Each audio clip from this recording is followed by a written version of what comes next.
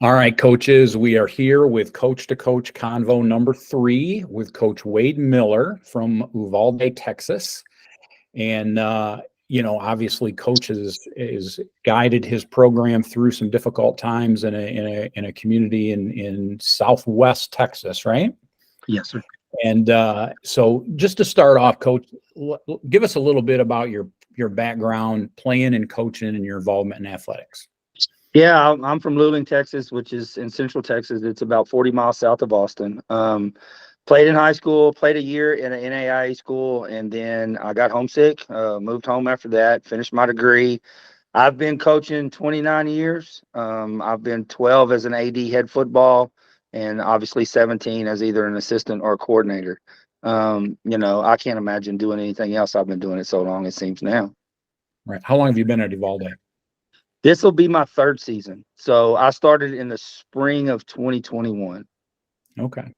So a year after you got there in the spring of 2022, the horrible tragedy at the elementary school in Uvalde, a lot of lives tragically lost. What did you do with your program in the immediate aftermath of that tragedy? Well, that day, we locked the school down, and I didn't have kids, so they sent me to the relocation center where they were taking the kids from, Rob, and meeting them with their parents. And then we got home and kind of just decompressed with our family. And then the next morning, we immediately got on our group messaging system that we left, and I told them, stay home, stay safe, enjoy your families, stay out of everything. And as soon as I knew something more, we would get back to them. They ended school. We didn't come back to school the rest of the year after that day. And then they had locked down understandably, they didn't want anybody on any of the campuses or anything like that. And my kids, after about 3 or 4 days, were going nuts. We were right in the middle of our 7-on-7 program and things like that. And they actually called me and said, "Hey, do you think we'll get in trouble if we practice at the softball field at the junior college?"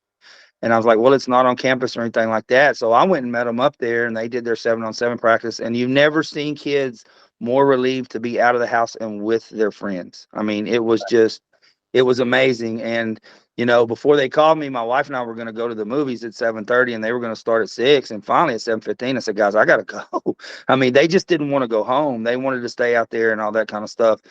So we did that for 5 days, and then they eventually told us that, we could come back for our summer strength and conditioning camps. And I've never had numbers like that in my life. And I think more than anything, they felt normal when they were with us. And, they were all affected. This is not a very big community. There's 15,000 people in this community, and all of them, went to Robb, which has got to be traumatizing. And then, they had family members or friends or people that lived in their neighborhood that they lost. And it was tough, but, I felt like athletics was really good for them. Well, right, and in a community that size, there's no way for kids not to be personally affected. Like you say, family members or friends or neighbors, just a horrible thing. So what are some things, and I think your point about kids feeling connected to the athletics or feeling the most normal. I mean, we all experienced COVID, and I think kids felt the same way when they got unlocked from COVID. And this obviously is deeper and more meaningful than that. But I think you're right. I mean, I think kids need that connection to each other and to adults that care about them and all that. Yeah, and just to throw on top of that, think about these poor guys. They had COVID, and then when they come back from COVID, they've got a new coach. They don't know me. And then a year after that, the tragedy happened. They have persevered through more maybe than any group of athletes, maybe ever. And then with me, kind of my background, this is my third athletic head football job, and all of the schools, I don't know how I ended up this way. I'm kind of the guy that can come in and fix it when things aren't going well. And I just kind of stumbled in that role, I guess. But, we try to build our culture here on trust and love. And we talked about those two words every day. That's a constant every day. And by the time that happened, when I was able to tell them to stay home and I would find what's best for them, they trusted me, and they knew I cared about them. So I thought that went a long way, that first, right after all the stuff happened. Well, right. So your culture was built in a way to persevere through that. And honestly, that's really what we should all be doing is building our programs on those things, because that's what's gonna build better kids regardless of the situation. Yeah, I tell them all the time, I got to win football games or I'll get fired, but my job is to send out good people. I tell them that all the time. For sure. So what are some other things that you've done in the 15 months or so since then, to kind of help your guys through? Well, I think one of the first things we did was we had a captain's meeting when we came back, and there was 21 people that died, and I had parents call me wanting me to retire that number, and they wanted me to give it to who we felt represented was our best leader. So we took a vote, coaches vote, kids vote, and we gave it to Justin, and he was number 21. And we're going to give it to a senior every year. And they, like the rest of the world, just wanted to help. I mean, they just wanted to help in some way, form, fashion, or another. So they felt like by doing that they were helping. And then, we were in the process of having a better football team year two, just through the off season and the culture change. But they felt like the better they played, that the better they could help their community. And I try to tell them that didn't have anything to do with it. But I'm telling you, we won 5 games this year when we had no business winning 5 games. Those guys played above and beyond their abilities at time. And then, you just sit down and you don't, you talk about other things I've done. You don't shy from the elephant in the room. The first day we were all back together, we talked about it. And we talked about, if this is too much, do we need to cut back practice? Do we need to do this? And they were the opposite. They wanted to be here all the time. So, that's just kind of the stuff we did. We talk about it, and we talk about it maturely, and we try to do anything that we feel like we can make the families feel a little bit better, we're all in for. Well, and having those conversations with kids is really important. And I think as adults, a lot of times you want to avoid that, and you don't want to have those difficult conversations, but kids really need that, right? And programs really need that to give the kids everything you can. Yeah, and Coach, I mean, you've done this a long time too.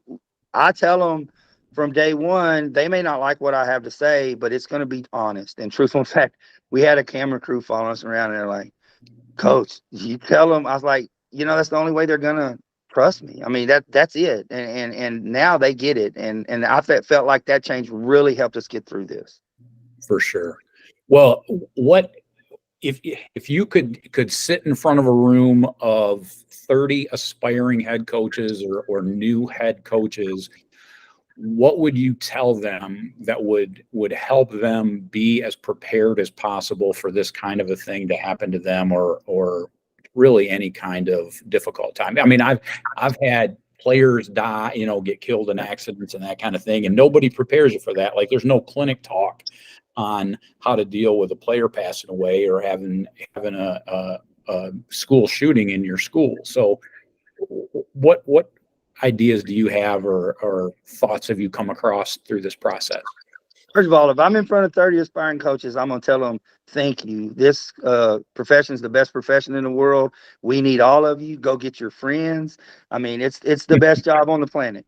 But then I would tell them, the number one thing to me is to understand that these kids are going through what they're going through, and that it's not always about football. Because as a younger coach, when I'm telling you, when I'm 35 years old, it was all about winning football games. And that was all that was important. And it took me a while to learn. But as a young coach, you have to understand that they're going through this, and you have no idea what's going on at their house, and no idea what's going on when they do other things, and how it's affected all of them. I mean, for the ones that lost siblings, obviously, but you don't know which ones lost cousins and things like that. So be patient with them, be understanding with them, love on them, and you will be surprised at how well they perform in difficult situations. We talked about not wanting to tell kids certain things.